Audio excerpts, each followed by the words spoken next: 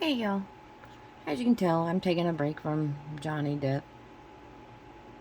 Uh, Big one. I'm working on a snack size one just to kind of decompress a little. I do this a lot with my bigger ones. I will throw a snack size in between. That's when I use my little Harbor Freight containers, which if you don't know what those are, they look like this.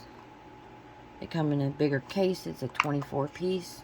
They're $4.99 at Harbor Freight. They're meant for their like tool area, so I use them on my smaller projects. If they're under 24 colors, obviously, then it'll fit in that project. So, how are y'all doing today? How is everything going? How's everybody doing? Blah, blah, blah. Are we getting through life? Are we having fun? All that fun stuff. I am going to do a story that was sent to me. And yes, I change names when I do these stories. And no, it's not my story. Although there are some parts of this story that I can really relate to. Because I have had some of the similar instances and issues. If y'all don't know, I've had 2 kids that I've had to deal with custodies with their parents, and for the last 24 years I have seen the ins and outs of custody battles, custody this, friends that have went through custody issues. And the reason I started this channel was I nor my friends have never had a place where we can go and talk about it and have an open conversation about their issues, and talk about different things you can do to help decompress from the problems, or what you can do in court to help stop the issues, because they can happen and they can be bad. So I wanted to start a little bit of my channel into some. I do diamond paintings, openings and stuff like that when I get new ones.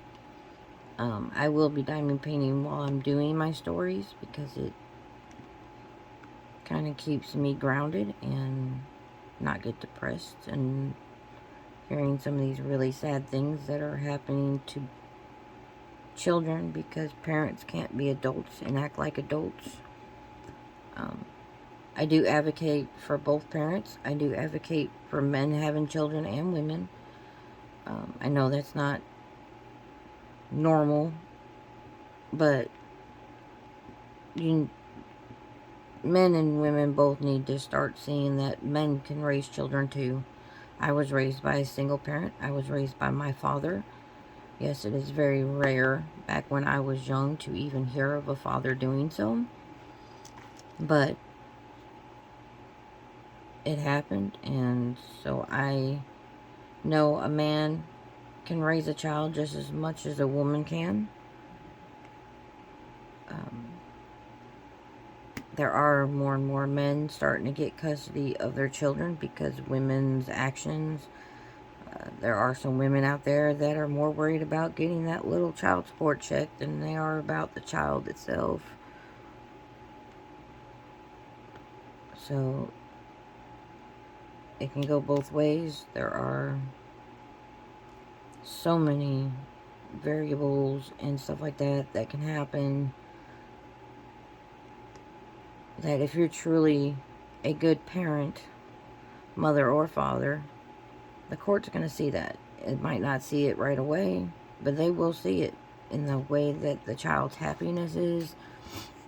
The way, once your child gets older, they can actually advocate for themselves. They can get a guardian ad litem, which is a lawyer just for the child. And they can speak their piece in any situation. They can either go to court, or if you're doing a mediator, they have every right to come in and talk to the mediator and let the mediator know what they want. And that mediator does just as much as a judge would do. They listen, they understand, and they will make that note that everything they're working for is to make sure that child goes where that child said they would like to be. In most states in the United States, it's anywhere from the age of 12 to 14, depending where you live.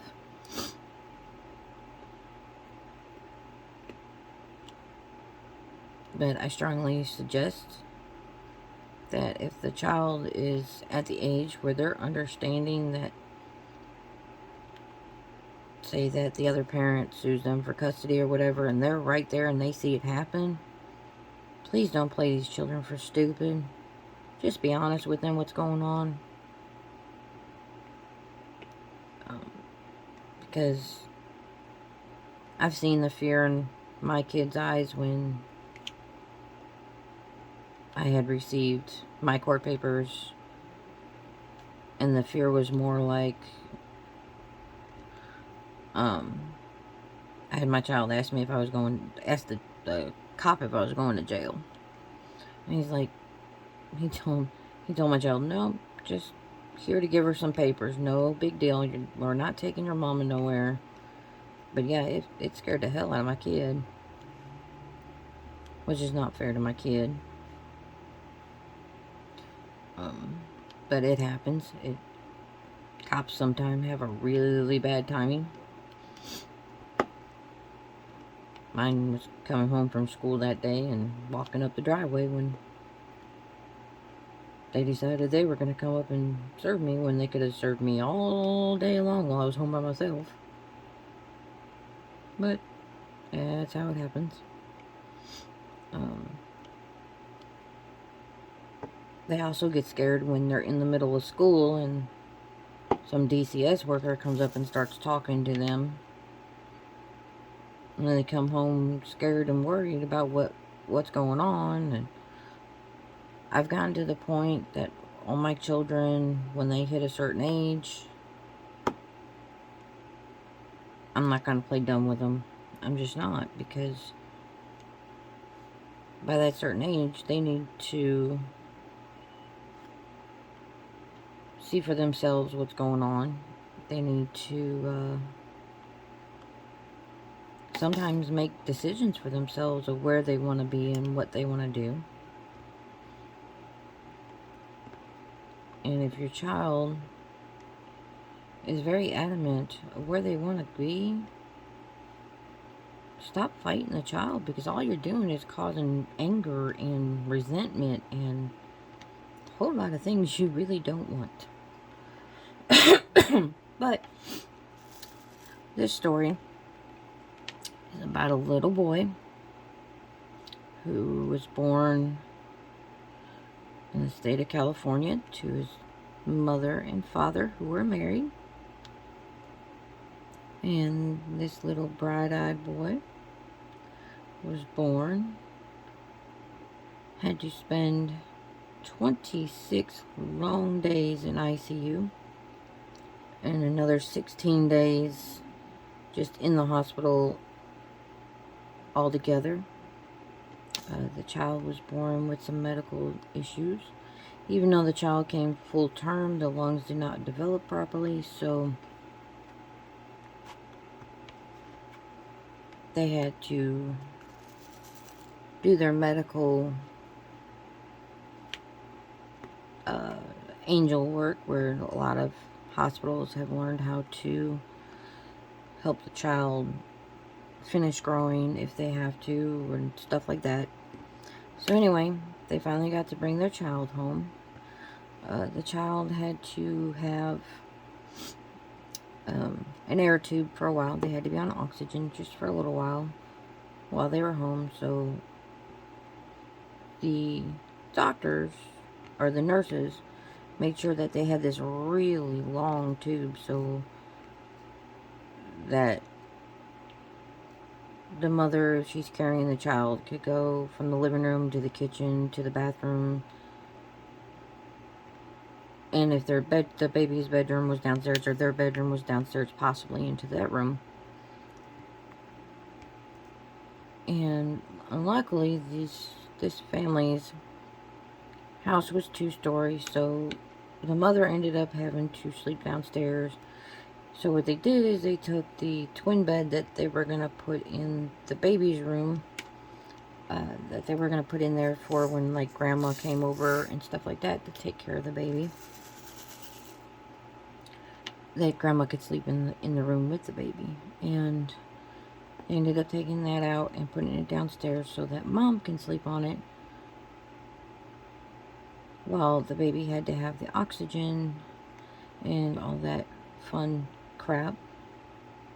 Now, depending on C-section or natural birth is 4 weeks before a woman can resume the sexual side of her needs. Most women, even though they can at 4 weeks, have no desire.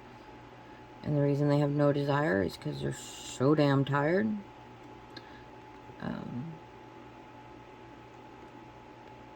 I understand that as a mother of 3, how exhausting it can be, especially if you're doing most of the stuff on your own because your partner is the one working and keeping you financially stable while you're home taking care of a sick child.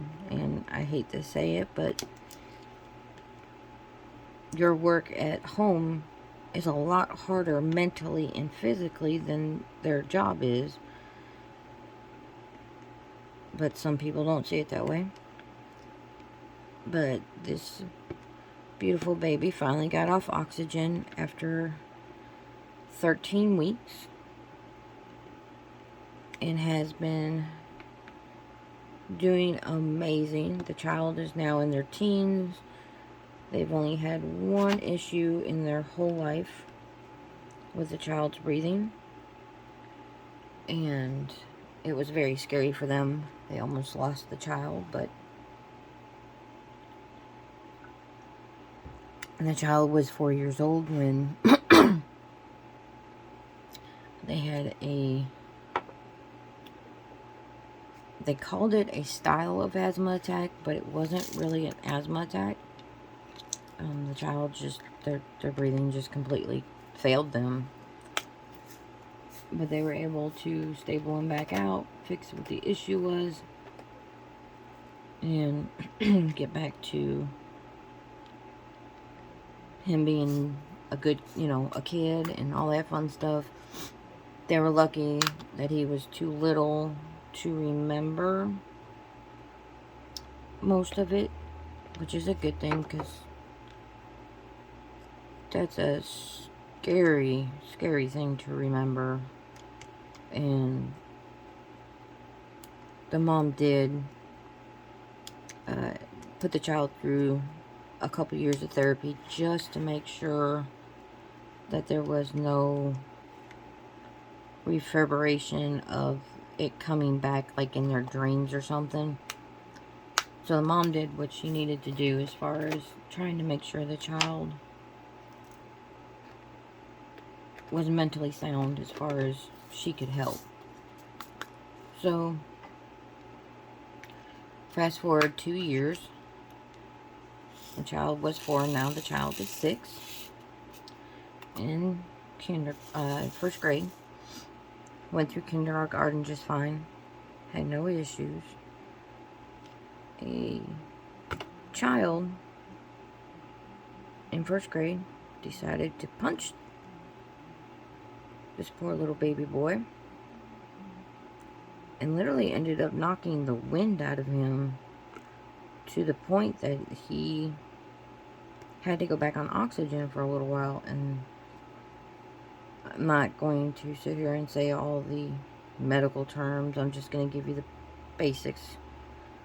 But the child had to go back on their oxygen, so they had to kind of rearrange the house, and mom had to stop working again to take care of him and make sure everything was good.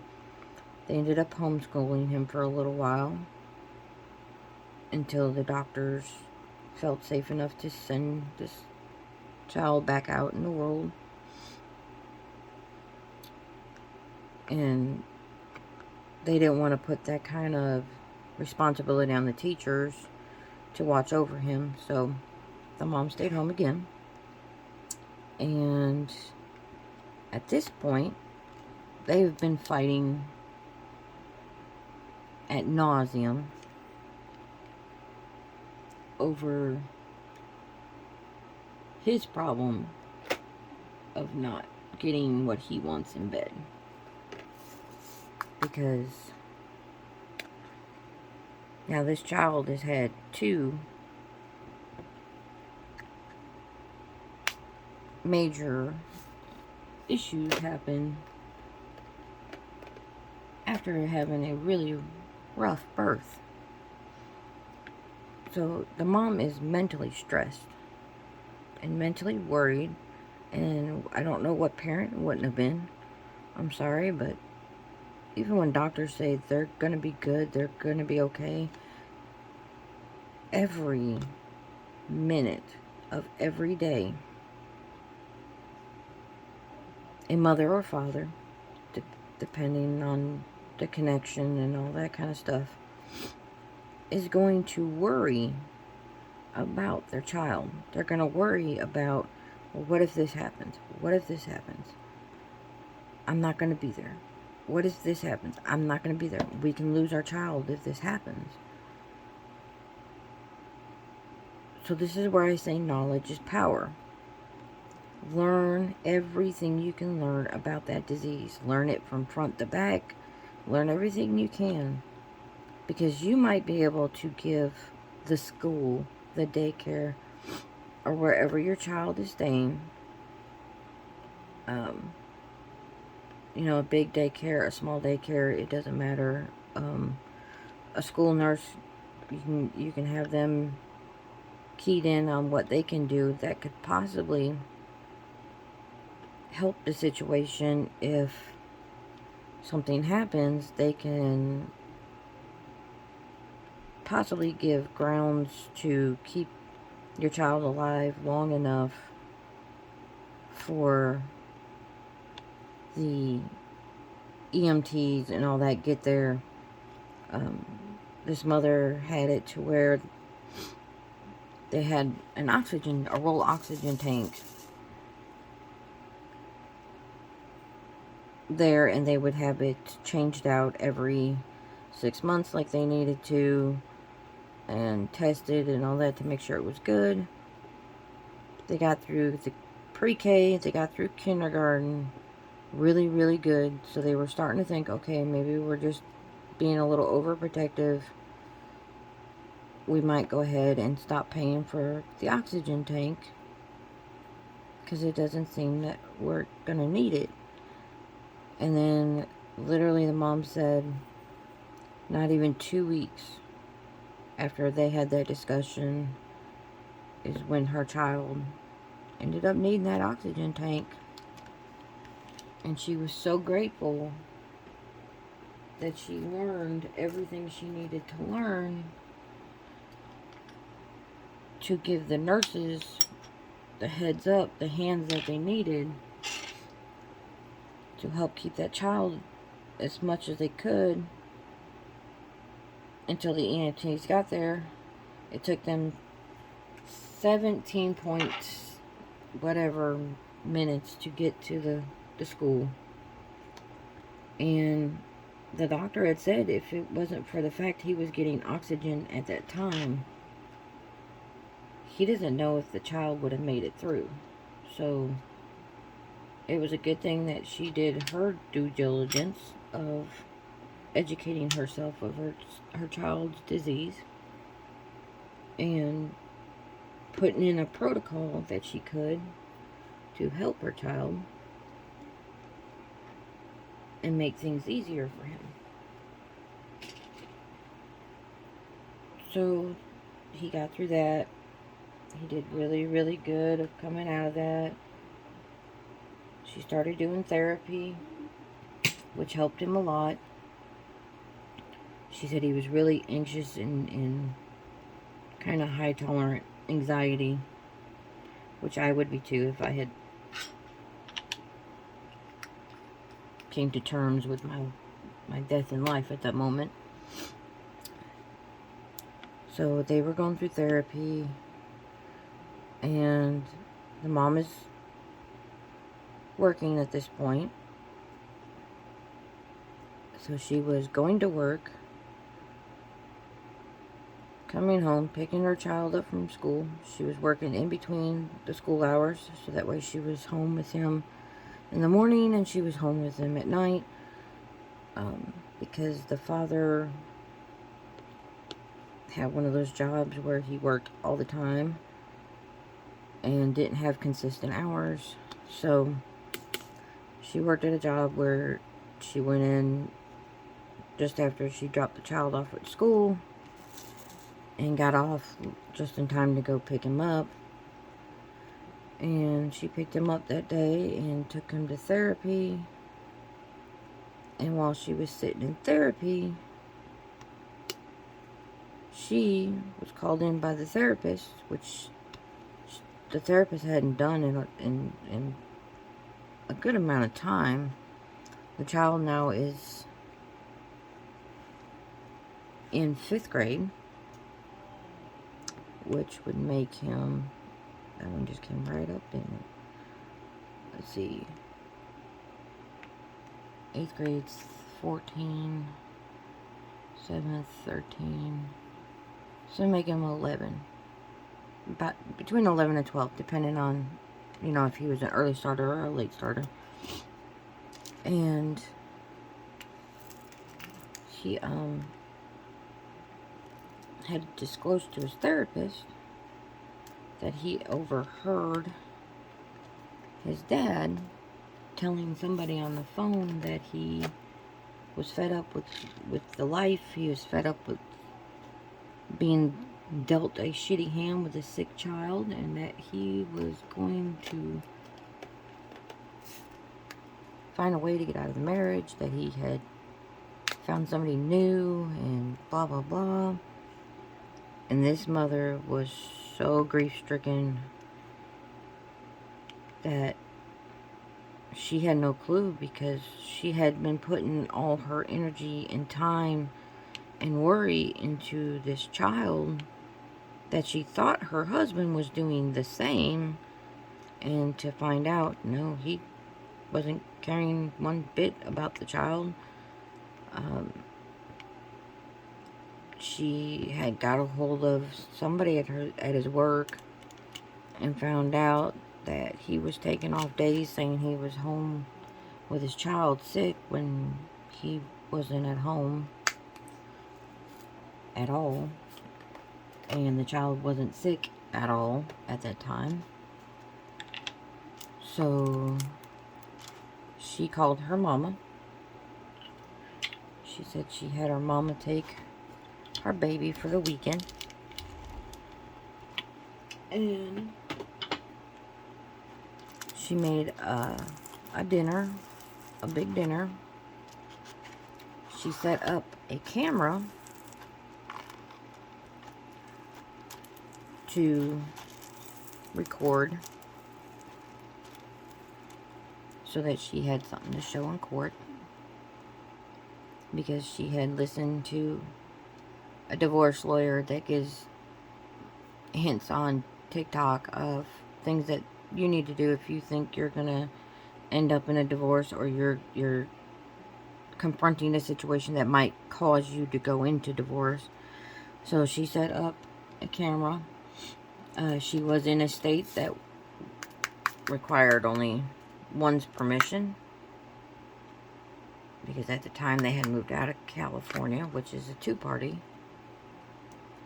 which is very few states. There's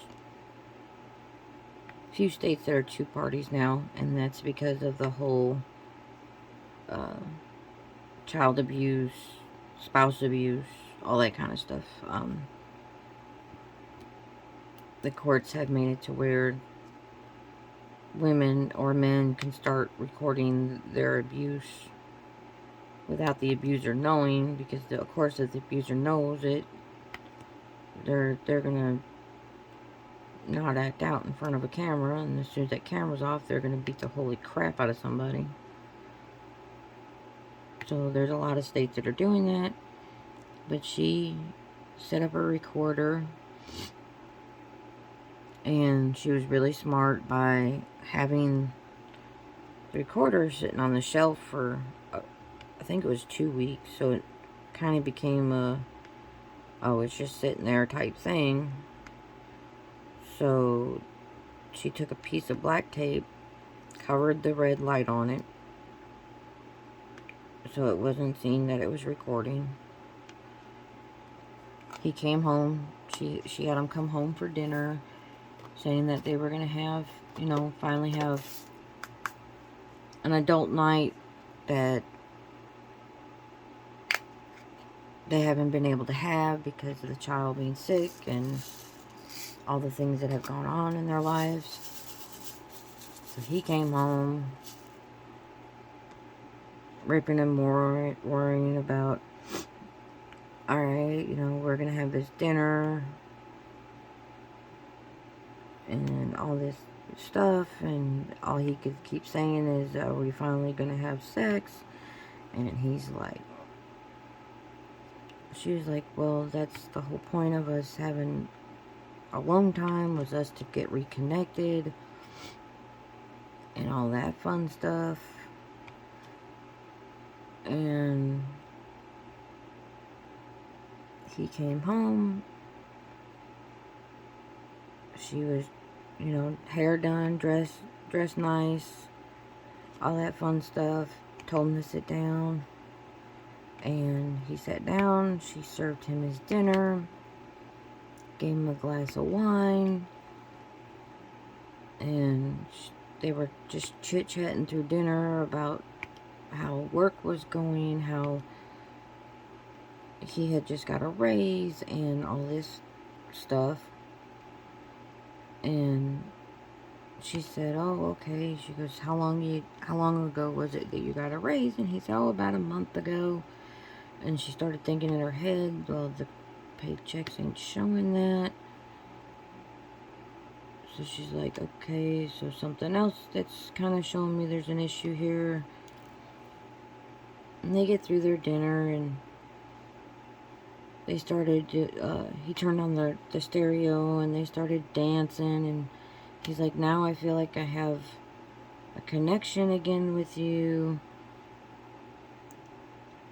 and blah, blah, blah. And they were talking about everything, how their families, all this kind of stuff about having an amazing family. And she had found out who the girl's name was that he was cheating with. And she said, so you value your family and me, and you value our son, and you wouldn't do anything to do anything like that, right? And he kind of looked at her, and he said, well, yeah, I value my family.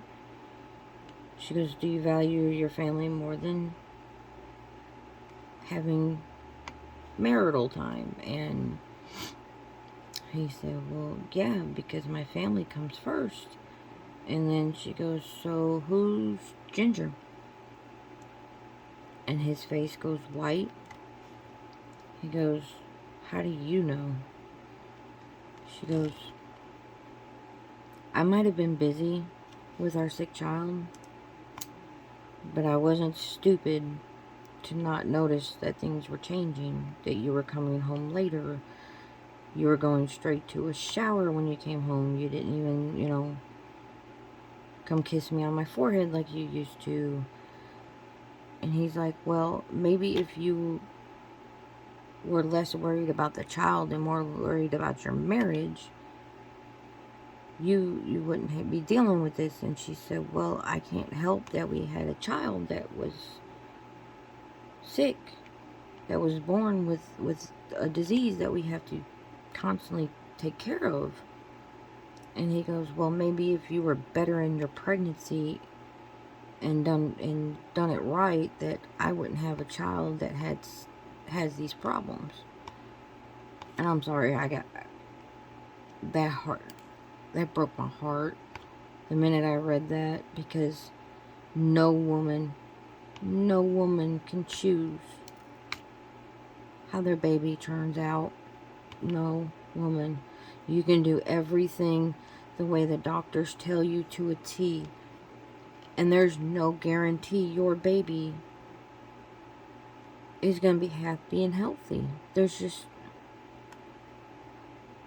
no way to blame a woman for something if she did everything she was told by the doctor to do.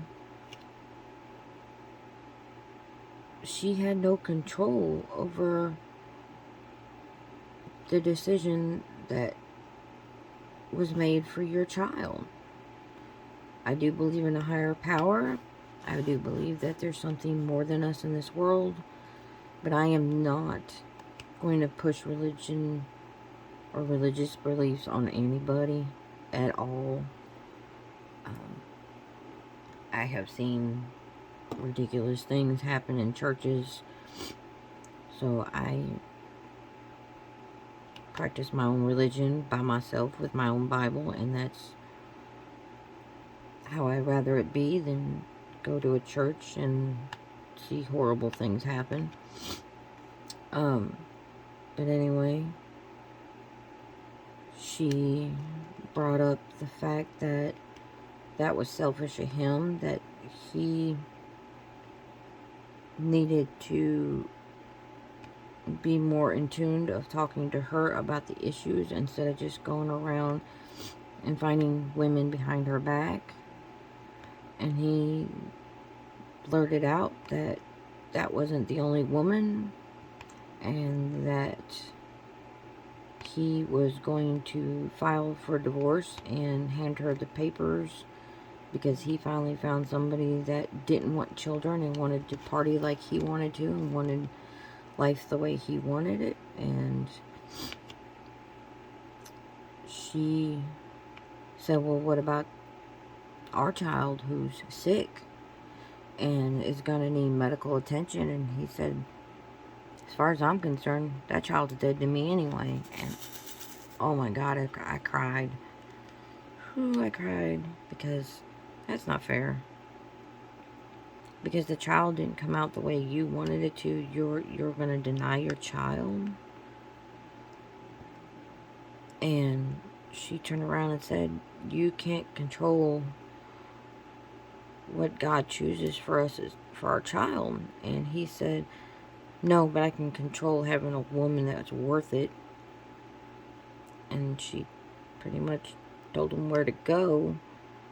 And he turned around and slapped her, knocked her to the ground, and told her, ain't no judge gonna believe you in court. I'm gonna make it look like you were a floozy tramp, that you were the one that's been messing around, and I'm gonna get custody of that child and watch how that child won't be sick no more, because I'm not gonna sit there and baby it. I'm gonna make it man up and be a normal child and stop coddling the child. And picked her back up by her hair and all sorts of other things, to the point that she was so grateful that she recorded it. So he packed up some of his stuff, he left.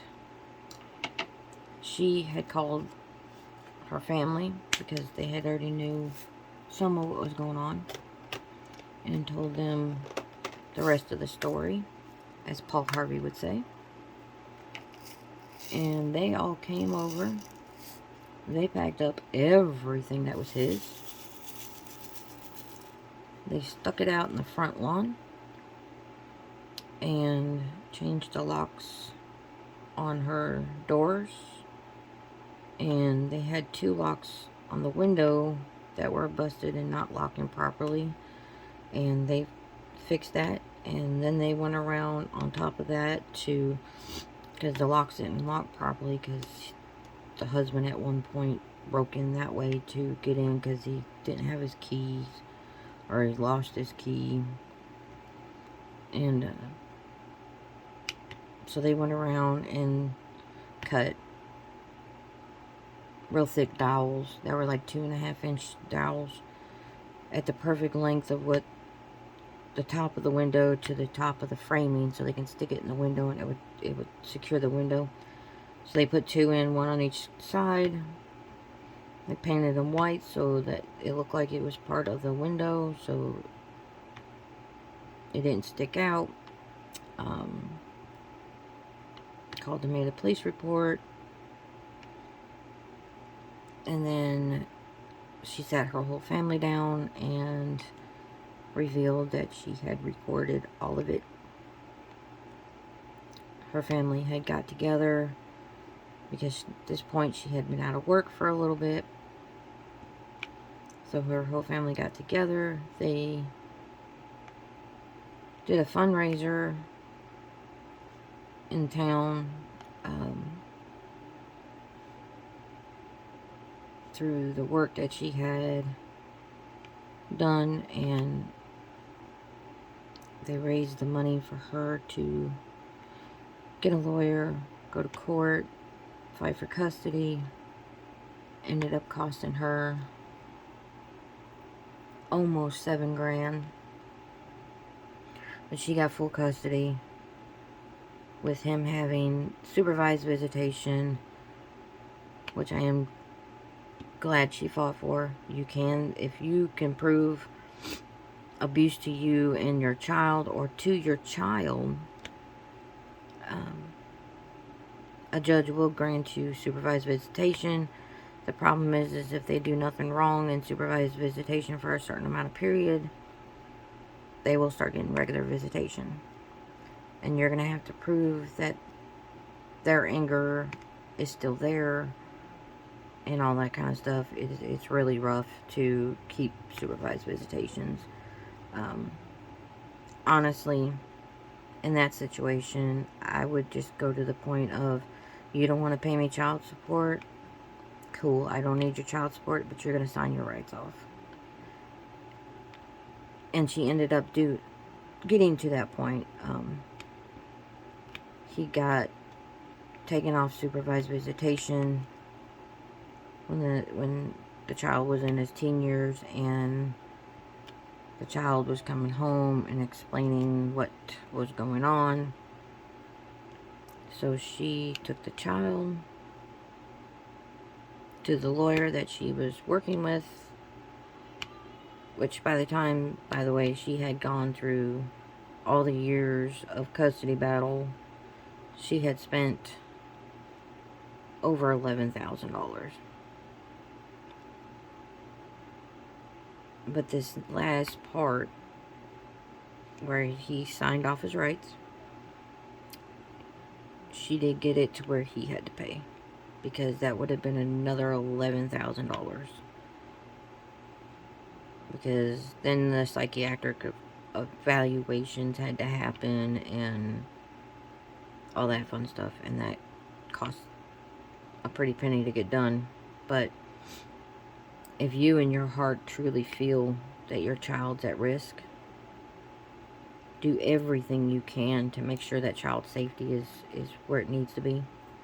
When they're with the other parent, if you feel safe with them, being with them, and then they get with another person, and then you start feeling there's a problem, because now this person could possibly be harming my child, or my child is telling me this person's harming my child, please don't hesitate to do something about it. Because your child, if they're coming home and telling you this is happening to me, or they come home and say, look at my back, look at my legs, this person did this, you pick up that phone, you call 911, you get the reports made, because even though you have a phone call, a text message, where you messaged your ex and showed that you had brought this conversation up with them and that all that is true, that they did it, they're still going to get away with it. So make sure you do call 911 and that you call Child Protective Services. Get it all documented. Even if it gets dropped, get it all documented, because then you can bring it out in court and say, well, this is what happened. Here's the chain of events. I contacted the parent that had him at the time. I asked what happened. This is what they said. Which, if you're in a state that allows one-party recording, which in the state that I live in does, there is an app on your phone that automatically records your phone conversations. And it automatically records all you got to do is just go in when you get done. I usually do it at the end of the day every day. I go in and I delete all non-necessary recordings, which I keep ones where I've called businesses over issues like Amazon. I keep them until the issue is resolved properly, or like I call my insurance company or the phone company and ask for a 6-day extension to pay my bill. I keep those records. I keep those recordings until it's all done and done, because I've had it where I've had it preset and the company denied and still shut it off. And for the fact that I had that recording has made them turn it back on and pay me for my inconvenience. So it actually helps with a lot of things. But in that app, you can record and then put it into a file, and it's not saved on your phone. It's actually saved with that company. So even if your phone goes out, you still have those recordings. And that's not to be rude or whatever, but for some reason that seems to be when the other parent wants to decide to go to court, is when they think that your other phone is no good, and so all the information on it is no good, that you're not going to have that information. No. Please. Please, please, please. Make sure you're recording everything. Make sure you're recording it on a non-device. So like up in a cloud, up in something where you can get to it again if your phone damages. I've had one phone where the screen blew up on it. I've had a die, the only way that they're going to work is if they're plugged into a wall.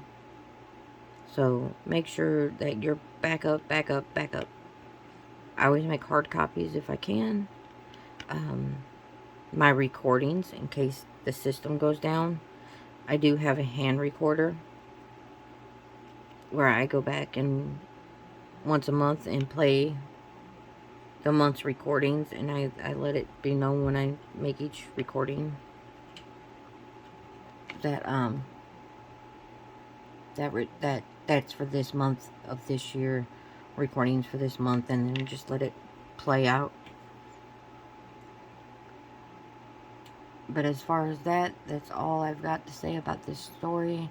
It's very heartbreaking that this baby had to go through this. He is now a child, or he is now an adult, and has had no breathing issues as an adult, which I am very grateful for that child going through what he had to go through, and still came out to be a very, very good person. Y'all love one another, hug one another, be kind to one another. You never know whose day you can change. Bye.